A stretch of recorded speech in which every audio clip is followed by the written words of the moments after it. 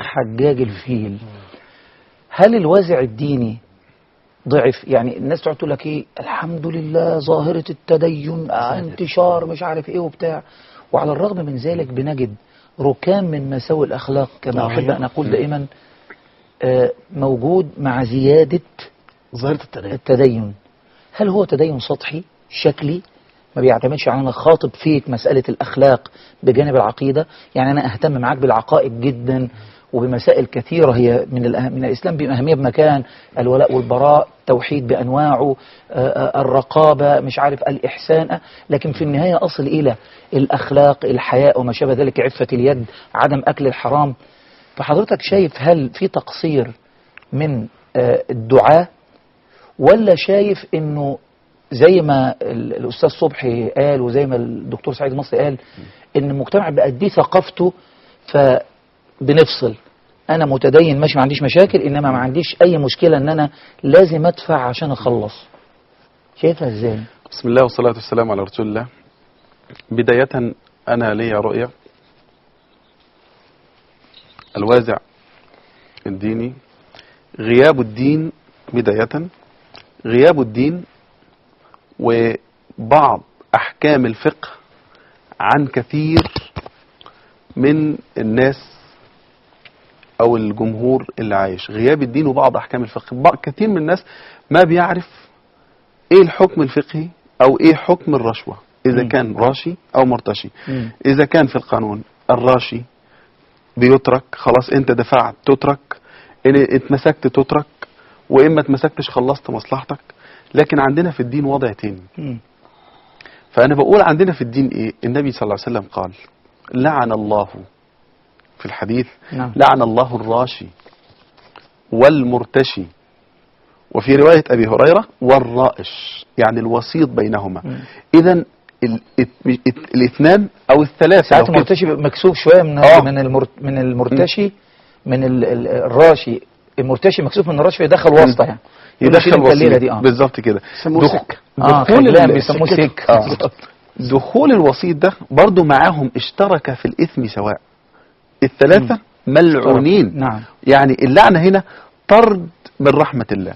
فأنا عايز أقول إن غياب بعض الأحكام الفقهية عن الناس، والناس عامة بدأت تهتم. مثلا تجد إنسان بيصلي في المسجد ويقول لك أنا باخدها هدية. طب أنت حكمت إزاي على إنها هدية؟ أو زي ما حضرتك تفضلت قلت في الأول إكرامية. نعم. إكرامية إزاي أو هدية؟ في حديث للنبي صلى الله عليه وسلم بتاع حميد الساعدي. نعم. لما استعمل النبي صلى الله عليه وسلم رجلا من الأزدي يجمع مال الصدقة. هذا الرجل بيجمع مال الصدقة، ولما قدم للنبي صلى الله عليه وسلم قال هذا لكم وهذا لي، انتوا ده بتاعكم وده بتاعي أنا.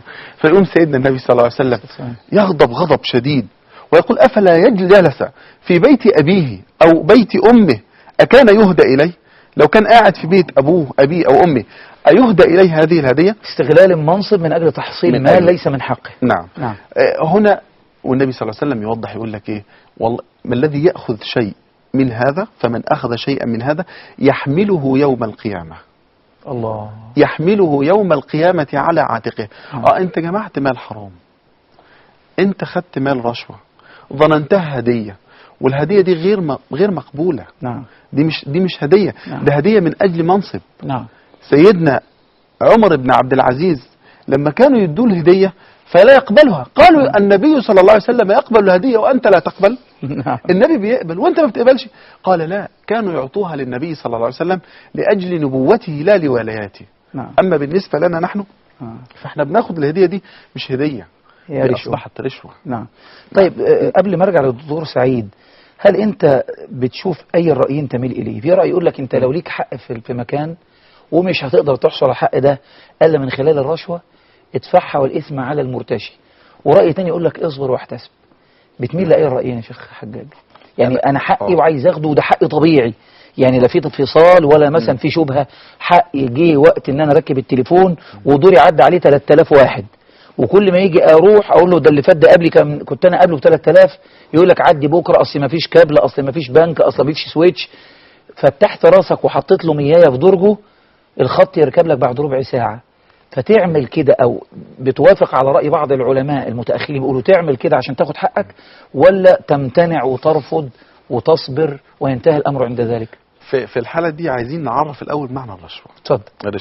الرشوة هو مال يدفع لإبطال حق أو إحقاق باطل، هذا عرفه العلماء القدامى. نعم.